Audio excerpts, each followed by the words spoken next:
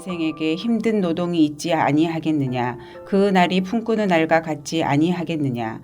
종은 저녁 그늘을 몹시 바라고 품꾸는 그 싹을 기다리나니 이와 같이 내가 여러 달째 고통을 받으니 고달픈 밤이 내게 작정되었구나. 내가 누울 때면 말하기를 언제나 일어날까 언제나 밤이 갈까 하며 새벽까지 이리 뒤척 저리 뒤척 하는구나. 내 살에는 구더기와 흙덩이가 의복처럼 입혀졌고 내 피부는 굳어졌다가 터지는구나. 나의 날은 배트르 북보다 빠르니 희망 없이 보내는구나. 내 생명이 한낱 바람 같음을 생각하옵소서. 나의 눈이 다시는 행복을 보지 못하리이다. 나를 본 자의 눈이 다시는 나를 보지 못할 것이고 주 눈이 나를 향하실지라도 내가 있지 아니하리이다. 구름이 사라져 없어진 같이 수월로 내려가는 자는 다시 올라오지 못할 것이오니 그는 다시 자기 집으로 돌아가지 못하겠고 자기 처소도 다시 그를 알지 못하리이다. 그런즉 내가 내 입을 금하지 아니하고 내 영혼의 아픔 때문에 말하며 내 마음의 괴로움 때문에 불평하리이다. 내가 바다니이까 바다 괴물이니이까 주께서 어찌하여 나를 지키시나이까.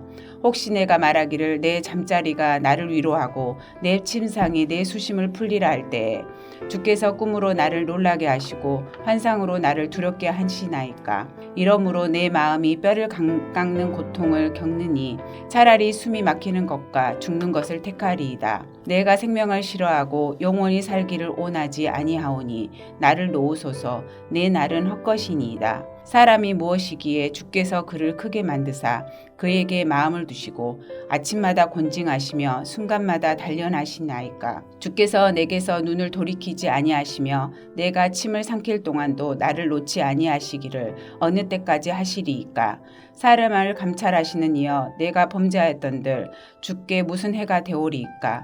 어찌하여 나를 당신의 관역으로 삼으셔서 내게 무거운 짐이 되게 하셨나이까. 주께서 어찌하여 내 허물을 사여 주지 아니하시며 내 죄악을 제거하여 버리지 아니하시나이까. 내가 이제 흙에 누우리니 주께서 나를 애써 찾으실지라도 내가 남아있지 아니하리이다. 하늘에 계신 우리 아버지여, 이름이 거룩히 여김을 받으시오며 나라가 임하옵시며 뜻이 하늘에서 이룬 것 같이 땅에서도 이루어지이다. 오늘날 우리에게 일용할 양식을 주옵시고 우리가 우리에게 죄 지은 자를 사하여 준 것 같이 우리 죄를 사하여 주옵시고 우리를 시험에 들게 하지 마옵시고 다만 악에서 구하옵소서. 대개 나라와 권세와 영광이 아버지께 영원히 싸움나이다. 아멘.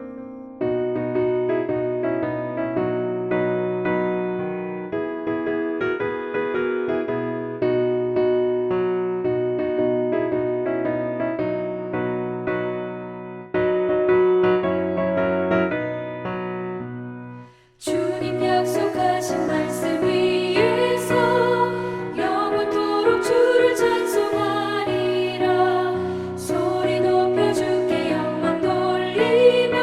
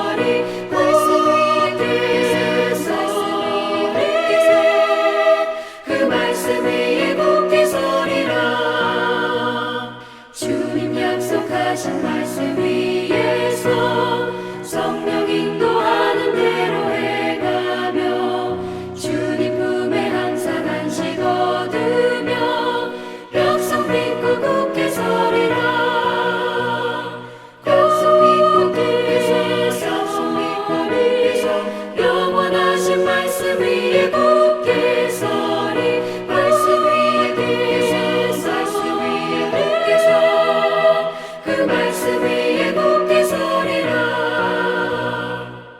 하나님의 말씀은 사무엘하 7장 1절에서 17절까지의 말씀입니다.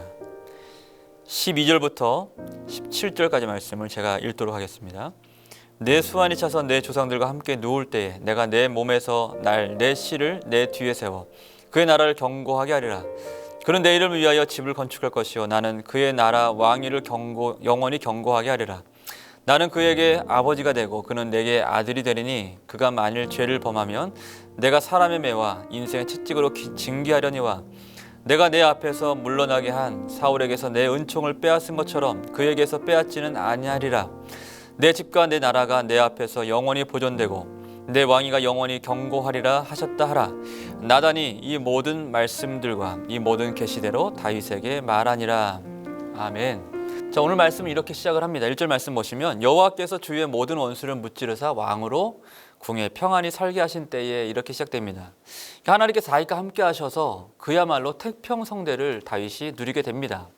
사사기를 지나서 사울 왕 그리고 다윗의 이 시간까지 사실은 이와 같은 태평성대는 없었죠. 그야말로 하나님께서 하신 놀라운 일이었습니다. 그리고 다윗은 비로소 그 마음에 평안함이 깃들게 됩니다. 아마도 어쩌면 그 목동 시절에 누렸던 그 잔잔하게 임하는 고요한 중에 하나님을 느꼈던 그 평안함이 다시 그 마음 가운데 깃들지 않았을까 생각이 듭니다. 자, 그런데 다윗의 마음에 이 평안함 한편에 편치 않은 마음에 하나가 있었는데 그것은 바로 하나님의 괴에 대한 것이었습니다. 자신은 진귀한 것들로 지어진 아름다운 궁에 살고 있는데 이 언약궤를 옮겨온 이후 이 언약궤가 하나님의 휘장 안에 있다는 것, 이것이 뭔가 마음 가운데 불편함으로 남았던 것 같습니다. 그래서 나단 선지자를 부르죠. 그리고 이와 같은 마음을 말하자 나단은 왕의 마음이 좋게 여겨졌었습니다. 당신의 마음에 있는 모든 것을 행하십시오 라고 얘기를 하죠.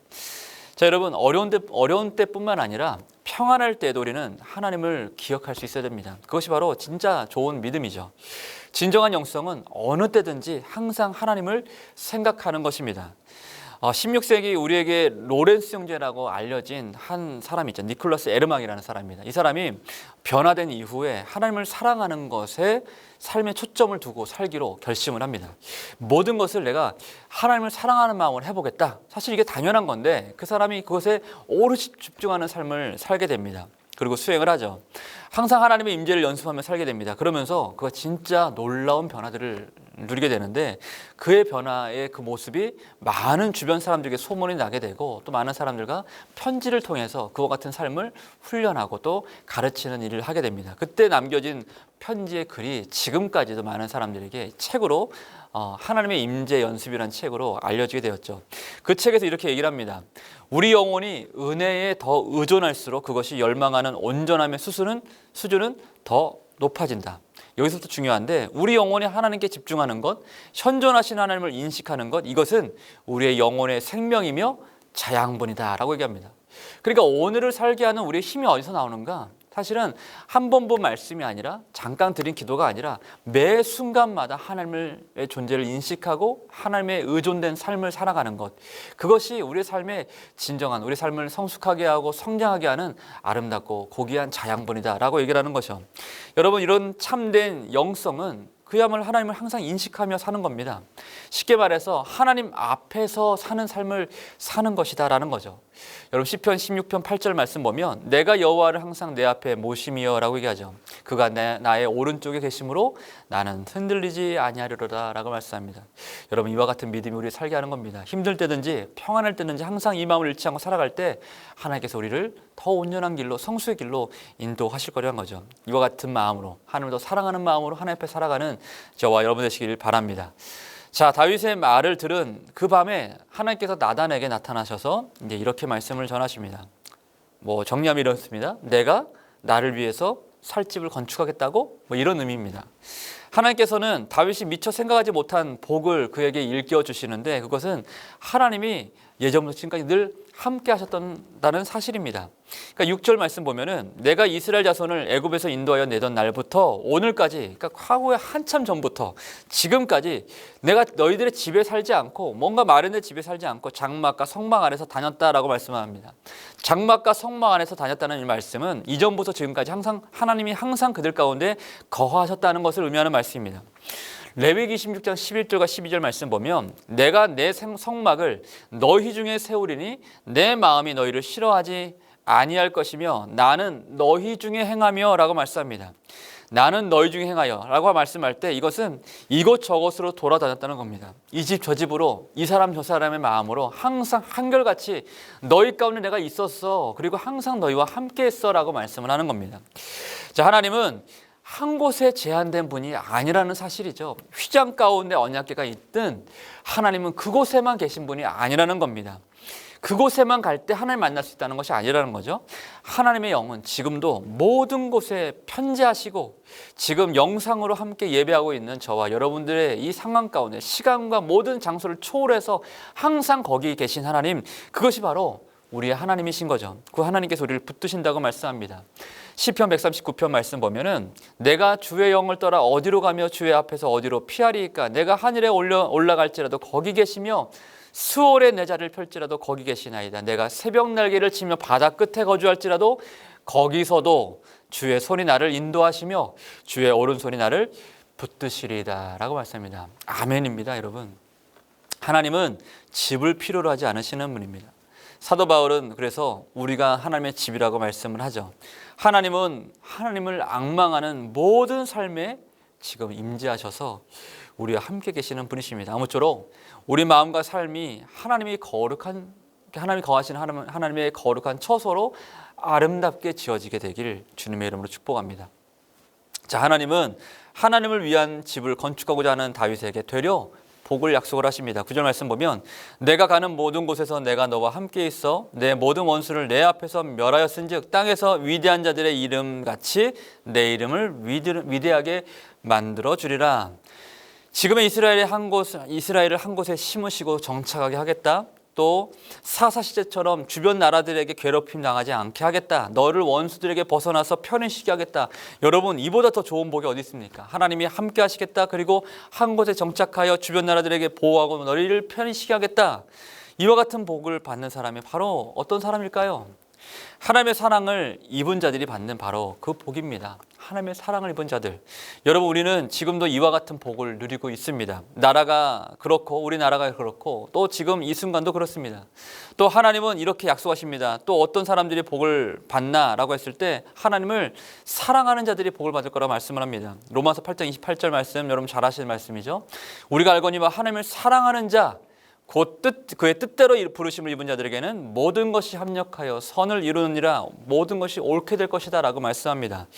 서두에 말한 로렌스 형제처럼 하나님의 사랑을 사랑하는 일에 삶의 초점을 두기로 결심하고 사는 사람들은 항상 이와 같은 복을 받게 됩니다. 특별히 오늘 말씀 후반부 11절부터 말씀을 보면 하나님은 다윗의 가문과 자손들에게도 복을 약속하십니다. 14절부터 16절까지 말씀이 나오죠. 16절 말씀을 읽어드리면 내 집과 내 나라가 내 앞에서 영원히 보존되고 내 왕위가 영원히 경고하리라 하셨다 하라. 이 말씀은 이후 솔로몬 때에 일부 이루어지지만 사실은 궁극적으로는 예수 그리스도를 통해서 완성된 하나님의 나라를 말씀하는 거죠. 오직 그의 나라만이 하나님의 나라만이 완성된 완전한 하나님의 나라이기 때문에 그렇습니다. 여러분, 하나님은 우리와 이와 같은 영원한 언약을 맺어 주시는 분입니다. 이미 맺으신 분이십니다. 그리고 그 언약하신 대로 반드시 이루시는 분이시죠. 다윗의 어떤 댐댐이나 중요한 것은 그거예요. 하나님께서 다윗의 어떤 댐댐을 보고 또 그의 업적을 두고 하신 약속이 아니라는 겁니다. 무엇을 두고 하신 약속이에요? 우리와 하나님 사이에 하나님의 자신의 이름을 두고 하나님의 이름을 걸고 하신 약속이라는 거죠. 그러니까 기준이 나에게 있지 않습니다. 그렇다면 아브라함과 또 이삭과 야곱 그리고 모세, 다윗에 이르기까지 이렇게 때마다 하나님이 이와 같은 언약의 말씀을 반복해서 말씀하시는 이유가 무엇인가?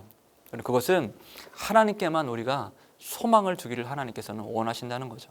하나님께만 소망을 두고 하나님이 행하신 일을 잊지 않게 하기 위해서라는 겁니다.